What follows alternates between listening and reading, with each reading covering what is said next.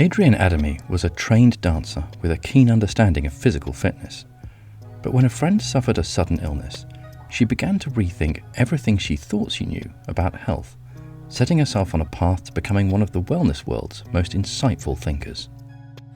I think people are seeking spaces in nature, spaces that are off-grid, places where people feel as though they might not have Wi-Fi connection or have phone service. I think that's something that's come up a lot in recent trend data in the wellness industry around people searching for disconnection, which is quite interesting because you might think, well, why don't you just turn your phone off?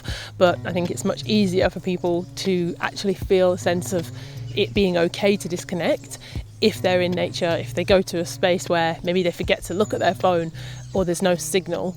I think that's something that people are looking for. I'm Chris from Canopy and Stars, and this is A Life More Wild.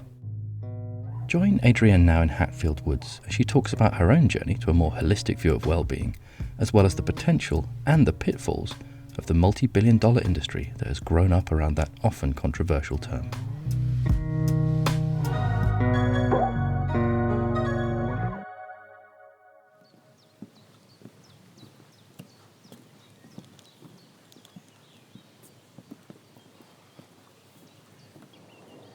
Hi everyone, I'm Adrienne Adhami.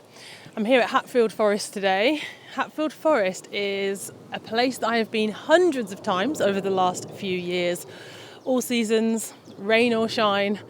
So it's nice to be here today. It's a little cloudy, but a nice warm June day.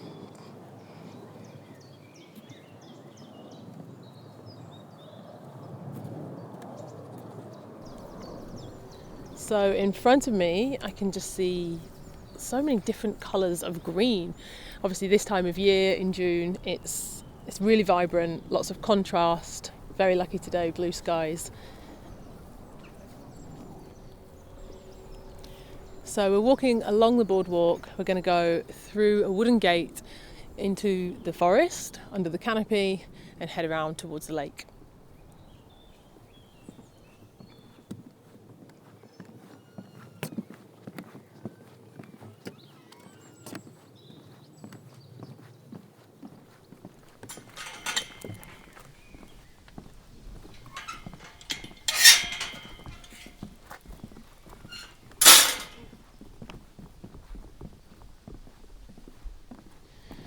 So I'm a wellness coach, I'm a wellbeing brand strategist, and I've worked in what is now the wellness industry. It started as the fitness industry for almost 15 years.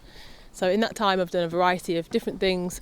I've worked with athletes, I've worked with business founders, and essentially I'm trying to understand more and help other people to understand more about their overall well-being. So what does that include? It includes our physiology, our physical body, it includes our emotions, our mental health, it includes our social well-being, everything from sleep and rest and recovery to nutrition and exercise. So how do we live well? It's incredibly difficult to define the wellness industry. It's not something, if you ask one person, what does well-being mean or what does wellness mean, and you ask somebody else, you might get a different definition. So the way I think about well-being and wellness is a holistic approach. So that is everything from how we work and how we live, how we move, how we sleep, how we nourish our bodies. All of these things impact our well-being and our wellness. I think why the industry has become so popular and why there's so much attention on the industry right now is because some of the ways in which we live have changed so dramatically in the last 50 to 100 years that for many people their well-being is compromised. They now feel as though living in the modern world, they might be working long hours, they might be connected to screens for lots of the time, they might be more sedentary than previous generations, so a lot more sitting in their car, sitting at a desk. There's a lot more, it just feels more difficult for people to include health and wellness and movement and exercise and all these things that maybe before were just part of everyday living have now become wellness. They've become a tool or a habit or a practice or a routine that we need to find time for, that we need to buy, that we need to purchase something to make us more well. And it's difficult and it's challenging, but I think it is a bit of an antidote actually to modern living and the challenges that many people face.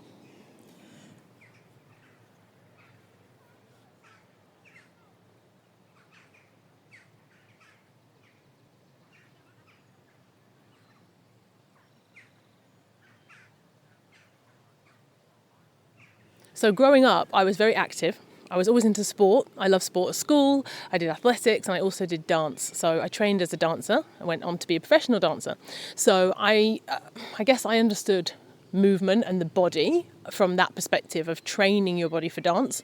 But that was my understanding of fitness and of wellness back, 20 years ago.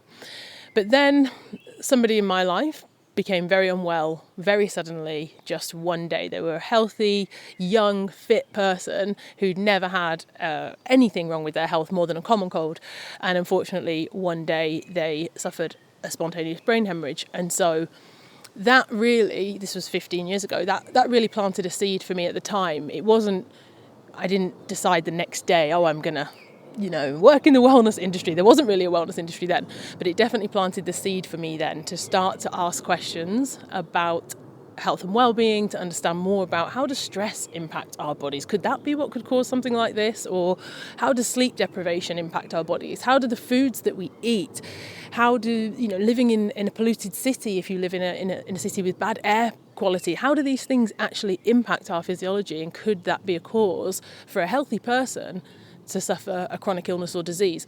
So back then I started off with physical because that's what I knew. I knew the body. So I studied personal training and movement coaching, and I've gone on over the last 15 years to study a variety of different things, but really looking across the whole 360 approach to health and wellness, looking at things like stress management, like sleep, nutrition, even practices like breath work. I'm now a certified breathwork practitioner, and I help lots of businesses and brands in the wellness industry to connect the dots between these different areas. Because if you think about our health system, you might go to see one person for skin, so dermatology. You might go and see somebody else for a foot problem. You might go and see your dentist for your oral health. There's all these different sections, but they all work together. Our body works together, and it's the same with the wellness or the fitness industry. You might have personal training over there for the body. You might have a nutrition coach looking at what you eat. You might have somebody looking at how do you recover, a physiotherapist looking at your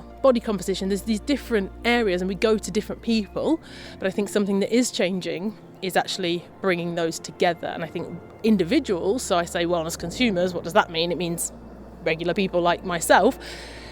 We're starting to put those dots together ourselves. So that might be through wearing wearable devices like a watch that tracks our heart rate or our steps. It might be through education, through listening to podcasts or reading books or reading articles.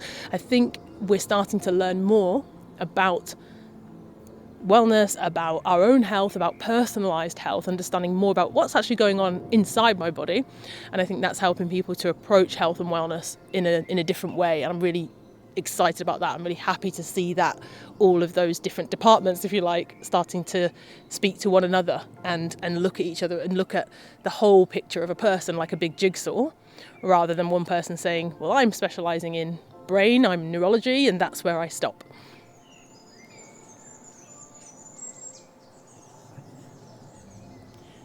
So we're walking along the boardwalk now, and I can see the lake, and there's a nice wooden viewing area where you can step out over the water.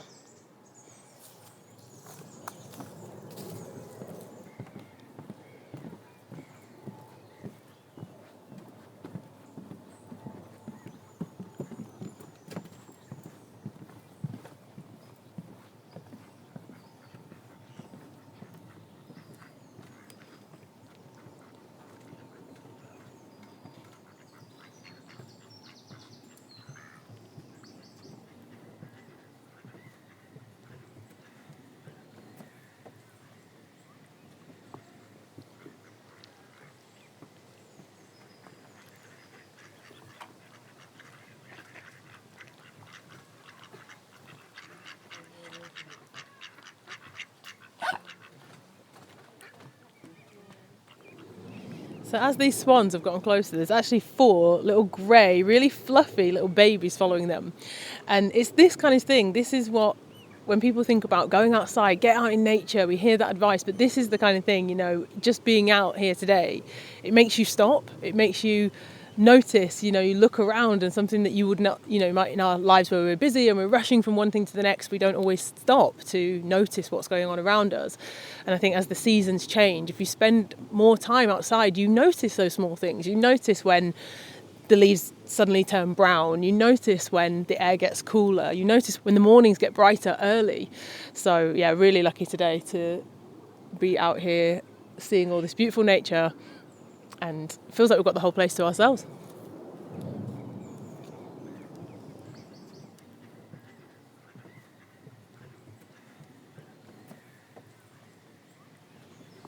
So I mentioned the mind and body. Now, the fitness and the wellness industry historically has definitely put a lot of focus and emphasis on the aesthetics of well-being, the aesthetics of the body, and maybe an assumption that if a body looks a certain way, then the person is well, that the person is healthy.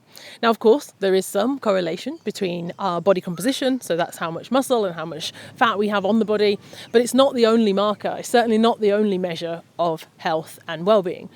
And well-being is a complex thing to measure, but unfortunately, it's not as simple as saying if you've got chiseled six-pack or if you've got defined muscles in your quads, then you are well, then you are healthy. That's just one part of the picture. So there's definitely lots more things to consider. Are you well nourished? Are you well slept?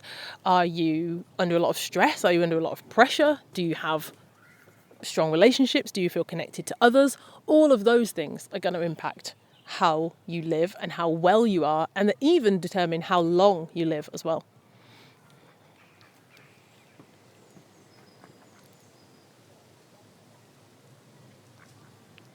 So now we're walking along a big open stretch alongside the lake. So from here you can really see a beautiful view of the water, the boats, the trees.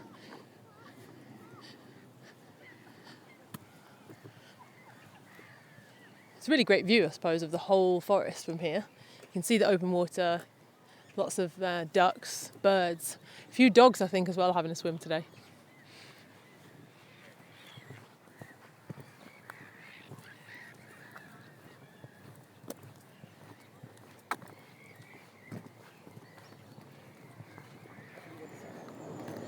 Yeah, and the thing around the wellness industry, I love it, I'm a part of it, but I also am very aware that so many of the things that wellness experts or wellness gurus talk about can seem out of reach for many people, and it doesn't have to be. Wellness does not have to be exclusive, it doesn't have to be expensive, and it doesn't have to take up hours and hours of your day, and it's the same when it comes to incorporating nature.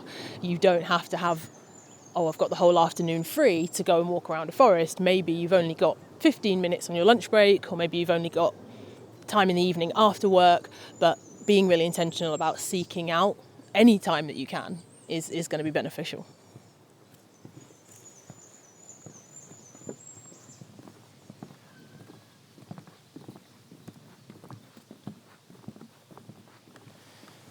Something that is a challenge for so many people is trying to navigate the shelves full of products, wellness products, to figure out what's what works, what do I need, is this going to help me to sleep better, is this going to help me to feel less stressed, is this going to help me to whatever it says on the front or the back.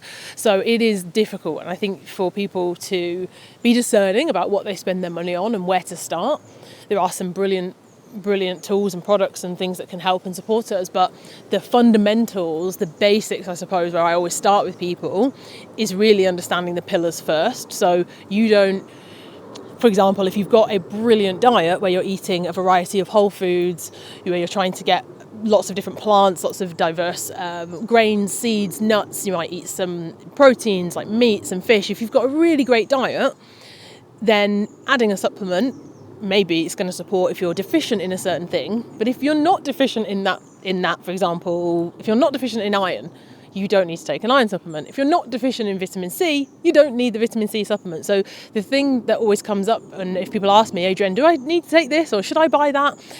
Unfortunately, it's about personalisation, which I know can be a bit tricky, but it's understanding if you need something, then you will see the benefit of adding it. If you don't need it, then you won't. But of course, it's not always easy to have a perfect diet or to have a perfect routine. So that's where things like supplements can really help and support.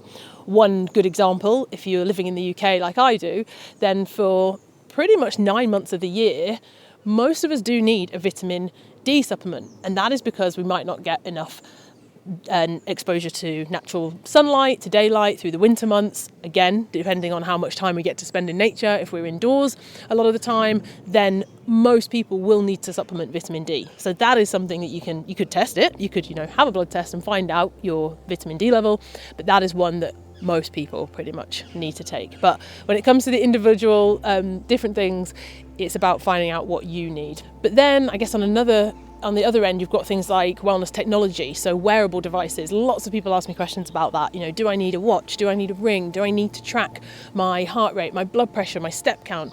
And this is something that is quite divisive. Some people say, technology and wellness don't go hand in hand.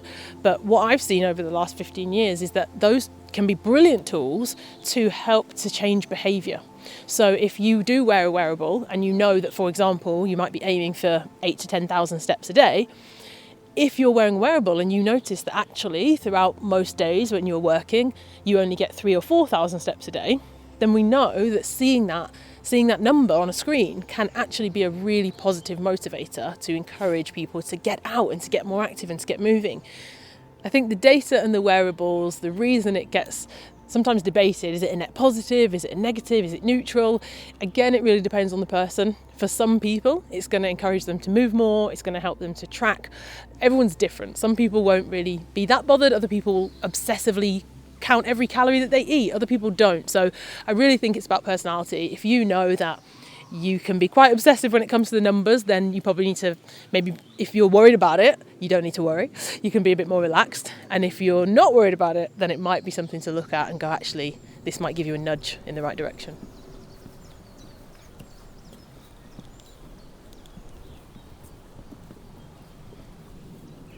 One thing we could all try to do is to improve our sleep. Now, there's many things that we can do to do that and why, but sleep essentially underpins everything when it comes to our physiology. So if we're sleep deprived, if you have one poor night's sleep, like really poor night's sleep where you don't get much sleep, the next day, so many different things are going to be impacted within your body, from your ability to regulate mood and emotion, to your appetite, to your ability to concentrate and focus and problem solve. A whole array of things will essentially be out of whack if you're sleep deprived. But many people are sleep deprived all the time. So they go to bed too late. During the day, they might be caffeinating, drinking high sugary drinks with caffeine. Lots of things like drink alcohol in the evening as well, which we know can have a negative impact on sleep. Therefore, when you wake up tired, you don't really want to exercise and go for that long run or go for a walk. So therefore become more sedentary and the cycle continues. So one thing that can improve sleep is, of course, physical activity and being outside in nature. So that could be going for a long walk. It could be hiking up a hill. It could be going for a run. But just being outside, we know, especially in the morning, so before midday, if you can, especially in this kind of time of the year when it's bright in the morning. Getting outside in the morning means you get daylight into your eyes, and getting natural daylight into your eyes helps to set your circadian rhythm, which is the body's internal 24-hour clock that helps to regulate your sleep-wake cycle. So that can help to improve sleep as well. So I always start there because I know it's not always that easy, and often people might work late or they might have shifts, or sometimes people just want to stay up late watching Netflix and watching TV, and that's the reality, but it's not helping us to live healthier. So that is something I always encourage people to do, is start with sleep hygiene, try and go to bed at the same time every night, try and wake at the same time every morning, and try before midday to go outside, get natural light into your eyes, take off your sunglasses and go outside in nature. Move your body, don't have to break a sweat, but get outside, get some steps, walk to get your coffee, walk your dog, and that's going to help hopefully have a positive impact on loads of different things to do with your health and well-being.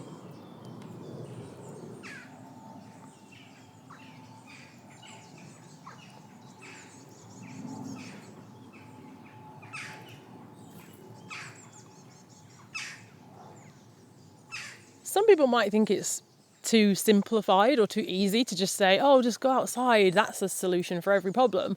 Of course, it's not, but actually it's a good place to start. I would argue that for many people, a prescription of a supplement or a prescription of a certain type of exercise, I would argue for a lot of people, they would feel a lot better if they were prescribed an hour a day in nature. And some people might challenge that and say, well, what's she talking about, an hour a day in nature? But for many people, their lives are incredibly stressful. Their lives are incredibly sedentary. They might be eating lots of ultra-processed food.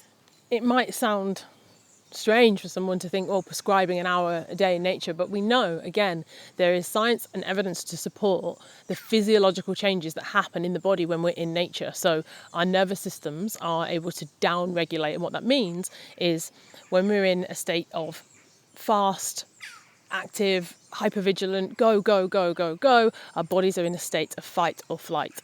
But when we're in a calmer state, when we're in a parasympathetic nervous system state, that's when our bodies are able to rest and digest. So it's a different feeling within the body, and we know that being in nature helps us to access that part of our body and helps our bodies to really feel more restored and calm. So I think for lots of people, the idea of spending 1 hour a day, or even more if they were to book a holiday, for example, it's not just the absence of work and emails and tech, it's also the additional benefit of being outside in nature that helps to improve the way we feel.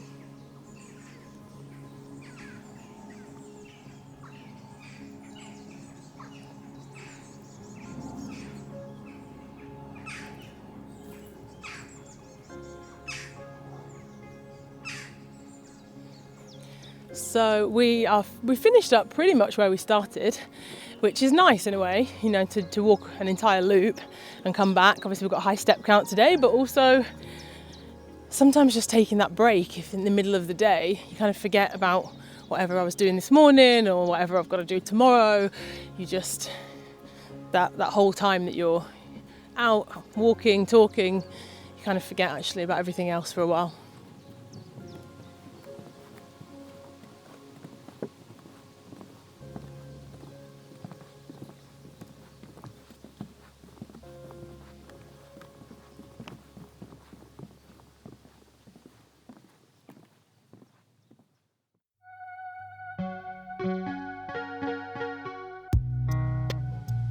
If Adrienne has inspired you to get a clearer picture of your overall well-being, then her podcast, Modern Wellness, is a great place to start. And hopefully it'll be part of your journey to a healthier life, whatever that means to you. Before we go, just a quick reminder to rate and review A Life More Wild wherever you get your podcasts. It really does help.